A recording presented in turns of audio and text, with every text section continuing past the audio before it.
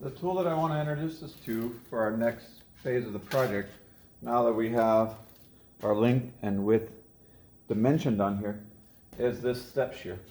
The way this works is if I step on the foot pedal down here, this brings my cutting shear, which is a flat edge against the table, and that will tear the metal on a nice even line right where my line is. Has a few things for safety.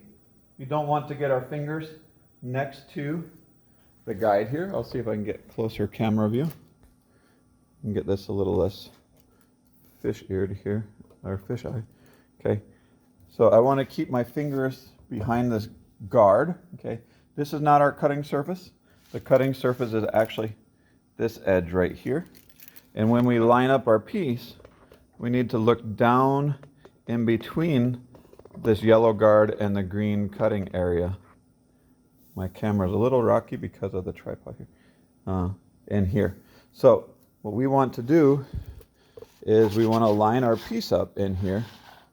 Okay, and you can see my cut line. I'm going to slide that forward, and now I'm looking in between. Looks like I went a little too far. Okay, here's my cut line. We'll see if I can zoom in a little better here. Okay, you see the line right in between there, and I'm going to slide that forward until it's right on the edge of my cut. There's the line, and there's my blade. Okay, that's what we're looking for. We don't want any space in there, so that is nice and tight. Now the other thing I'm going to do is to confirm here is I know this is supposed to be 6 3/4, and my 6 3/4 line is right here.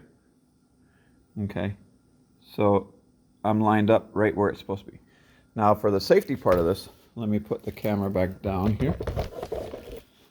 Let's see if I can get in here at least enough where my hands are demonstrating.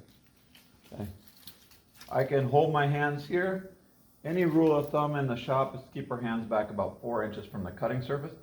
In this case, when I step on my foot, the whole guard comes down, and that's going to put pressure with these little teeth here and hold my piece where I want it. So I just need to hold this for a second until that guard comes down. Now my blade is coming in, and it's going to start to make the cut. Where we have a few safety issues is though, if I have my hand up here on this part, okay, and this comes down, it's not going to cut me now, but it's a pinch point in between here later on that when this comes back up, it could squash my finger. So I need to be careful there. I'm better off, let me zoom out here so we can see the foot. Okay, when I start to operate this, keep my hands here flat on the table, step down. I'm just going to hold my hands here. I don't have to worry about they're back far enough. I'm not going to get pinched here. And I'm going to step down and follow through. Now before I do that, make sure that your sheet metal is tight to this guide ruler, because that's going to make sure that my guide ruler, that it's an exact 90-degree angle. And then I just and step down with my weight, and the foot pedal goes to the ground, and I have a nice cut right on my line. It cut my marker line right in half. I'm going to do the same thing now here. This is 9.5. I can check my ruler here for 9.5. Let's see if I can get a better zoom. And I think we can see that okay. I'm going to slide that in. I'm going to check my ruler here. Kind of set it up right at, sorry about the camera here, 9.5. Okay, that looks pretty good. We're going to see if that looks good on my line in here. It does. It's hard to see in there with the shadow, but visually my line is right intersecting on that location. So it's ready to go.